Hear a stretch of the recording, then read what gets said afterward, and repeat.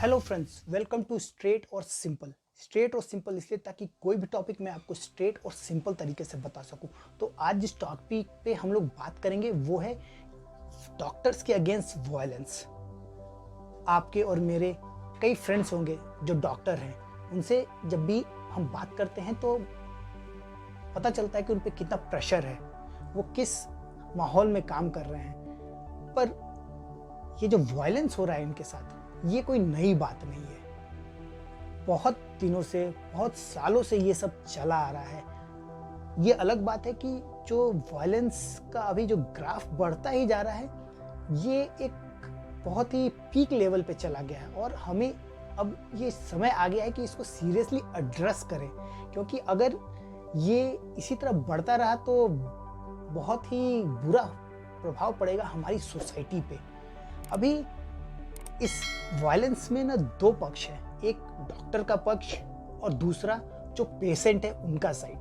तो हम इन दोनों के साइड को जानेंगे कि दोनों क्या कहना चाह रहे हैं। पर इससे पहले हम ये जानना जरूरी है कि भारत का जो हेल्थ इंफ्रास्ट्रक्चर है वो कैसा है, डॉक्टर्स किस कंडीशन में काम कर रहे हैं। तो आपको जानकर के बहुत आश्चर्य होगा कि भारत जो अपने हेल्थ केयर पे स्पेंड करता है वो है मात्र 1.4% ऑफ जीडीपी, यानी कि केवल 1.4% अपने जीडीपी का खर्च करा, जो कि बहुत ही कम है। और इंफ्रास्ट्रक्चर बिल्कुल ना के बराबर हो गया है इंडिया में।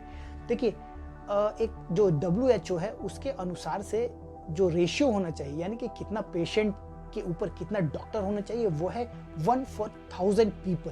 बट इंडिया में जो कंडीशन है वो है एक डॉक्टर जो है वो 1500 पीपल पे एक डॉक्टर है। ये है करंट इंडिया का रेशियो। आप यूएस का रेशियो देखिए या किसी और कंट्री का देखिए तो it's 2 to 3 doctors on 1000 people. तो ये जो वायलेंस है ये इंडिया में ही नहीं बल्कि पूरे एक वर्ल्ड का फिनोमिना है कि हर जगह ऐसा होता है, कम होता है, ज़्यादा होता है, बट होता जरूर है। अभी इंडिया में एक सर्वे के अनुसार 75% of the doctors says that कि उन्होंने कभी ना कभी वायलेंस फेस किया है। Violence in the form of either physical abuse, mental harassment, और कि उनको फिजिकली मारा गया है, यहाँ तक कि उनसे जान से भी मारा गया है। तो इस टाइप के बहुत सारे वायलेंस है जो डॉक्टर्स को फेस करना पड़ रहा है।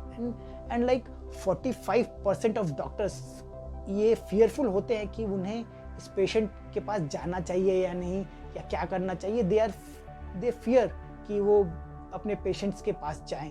ये भी देखने में आ रहा है। अभी अगर आप कुछ स्टैटिस्टिक्स देखें तो ये पता चलेगा कि ये जो वायलेंस है ये साल दर साल बढ़ता चला जा रहा है। पहले ये कम था, अभी ये ज़्यादा हो रहा है, ग्राफ ऊपर की तरफ बढ़ता चला जा रहा है।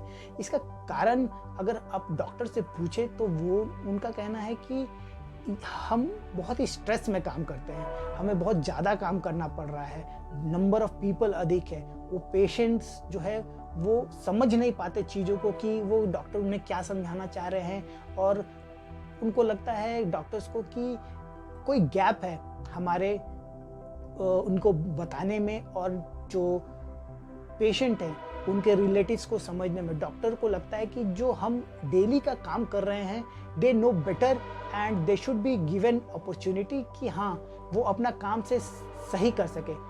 इसी में जो पेशेंट्स हैं उनके तरफ से ये आर्गुमेंट है कि जो डॉक्टर है वो अपना काम सही से नहीं कर रहे हैं, हमें सही इंफॉर्मेशन नहीं दे रहे हैं। जो बिल है हॉस्पिटलाइजेशन का वो बहुत ही बढ़ गया है। एक रिपोर्ट के अनुसार अभी कुछ सालों में ये जो हॉस्पिटलाइजेशन का बिल है वो 300% राइज कर गया है। तो ये एक बहुत ही भयंकर बर्डन हो जाता है। जो लोग हॉस्पिटल्स में आ रहे होते अपने पेशेंट्स को लेकर के, वो किसी भी तरह अपने पेशेंट्स को बचाना चाह रहे होते हैं, वो रोज तो हॉस्पिटल नहीं आते। तो डॉक्टर्स को चाहिए कि जो आ रहे हैं पेशेंट्स उनको देखें, उनकी मानसिकता को समझें और उनसे बात करें। बहुत सारे ये जो फाइट्स हैं ये ज़्यादातर होते हैं आपको आईसीयू में, उन्हें घुसने नहीं दिया जाता उसके कारण, या फिर जो पैसे को लेकर के जो बिल बताया जाता है और जो बिल बनाया जाता है उसमें डिफरेंस होना, ये होता है क्योंकि डॉक्टर जब डायग्नोस करते हैं किसी चीज़ को तो वो एक के बाद दूसरी बीमारियों का पता लगता है ऑन ये जो ऑपरेशंस हो रहे थे उसके दौरान भी नई चीज़ों का पता चलता है जिससे कॉस्ट बढ़ जाता है। तो ये डॉक्टर्स को पेशेंट्स को समझाना कई बार मुश्किल हो जाता है, क्योंकि पेशेंट्स जो होते हैं वो भी फाइनेंशियल कंडीशन उनका सही हो नहीं हो ये डिपेंड करता है, करेक्ट। और ये जो अभी इंश्योरेंस हो रहा है ये बहुत ही कम लोगों के पास है, like 1% of people are kind of completely insured. और कभी कभी तो ये जो पैसे होते हैं वो इंश्योरेंस का जो लिमिट होता है वो भी क्रॉस कर जाता है एक हॉस्पिटलाइजेशन में। तो यहाँ दोनों तरफ से इश्यूज है, दोनों के तरफ अलग अलग प्रॉब्लम्स है, दोनों के अपने अपने तर्क हैं और दोनों एक तरह से सही हैं। तो मेरा मानना है कि जरूर इन दोनों के बीच में कुछ बात होना चाहिए। इस गैप को जो पेशेंट्स और डॉक्टर्स के बीच में आ रहा है उसको फुलफिल करने का ज़रूरत है। अभी आप देखोगे कि जब पुराने ज़माने में जब एक फैमिली होती थी उनका एक फैमिली डॉक्टर हुआ करता था, और ये जो फैमिली डॉक्टर होता था जब भी कुछ फैमिली में कुछ गड़बड़ होता था ये इसके पास अप्रोच करते थे। तो अगर इस टाइप का कोई चीज़ हो तो शायद communication from doctors to patients आसान हो। प्लस गवर्नमेंट को और इनिशिएटिव लेना चाहिए कि जो सभी लोगों को, चाहे वो गरीब से गरीब परिवार के हो, उनको कंप्लीट मेडिकल केयर या कंप्लीट मेडिकल कवर होना चाहिए।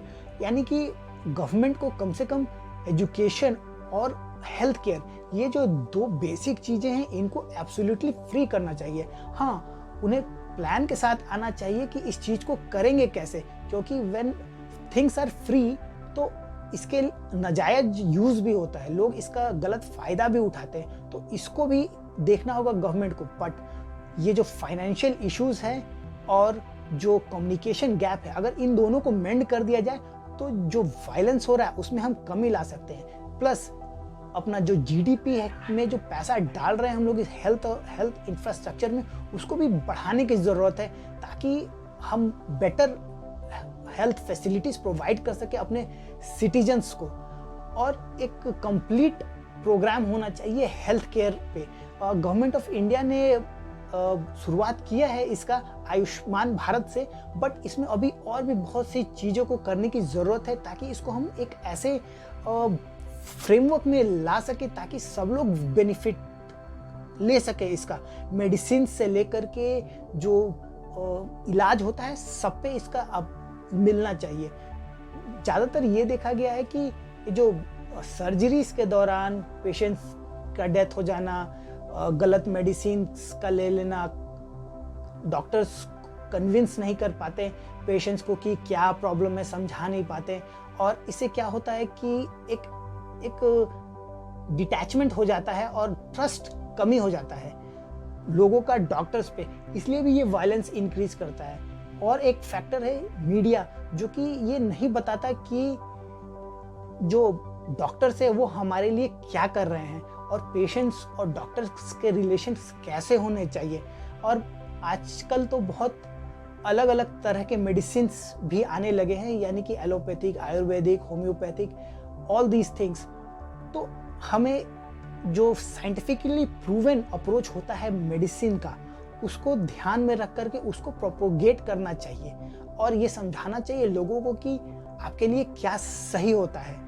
ये भी हमारे मीडिया का काम होता है कि हम इस चीज़ों को एक सही लाइट में दिखा सके और ट्रस्ट बिल्ड कर सके अपने पेशेंट्स जो लोग हैं और डॉक्टर्स जो उनका हेल्प कर रहे हैं। अभी आपको शायद एक बात पता नहीं होगा कि इस पेंडेमिक में जो कोरोना वायरस हुआ, we have lost 600 smart doctors. तो आप एक डॉक्टर बनाने के लिए, पढ़ने के लिए 10-15 साल लगते हैं और हम इस पेंडेमिक में इतने सारे डॉक्टर्स गंवा रहे हैं। आपने ये भी देखा होगा कि डॉक्टर्स पे हमला हो रहा है जो कि पेंडेमिक में उनका हेल्प करने के लिए जा रहे हैं। तो ये सोसाइटी किधर जा रही है इसको हमें समझना होगा। ट्रस्ट जो डेफिशिट हो गया है डॉक्टर्स और पेशेंट में, इसे हमें कवर करना होगा। होपफुली मैं जो बात कह रहा हूँ उसको आपको समझ में आया होगा। अगर ये बात आपको समझ में आ रही है तो प्लीज़ इस वीडियो को लाइक करें और हमारे चैनल को सब्सक्राइब करें ताकि जो भी अदर्स टॉपिक है, अच्छे टॉपिक्स हैं, मैं आप तक लाता रहूं और इसी तरह मैं आपको स्ट्रेट और सिंपल वे में चीज़ों को समझा सकता हूं। तो अगर आपको ये वीडियो पसंद आया तो प्लीज़ इस वीडियो को लाइक करें और शेयर करें। Thank you.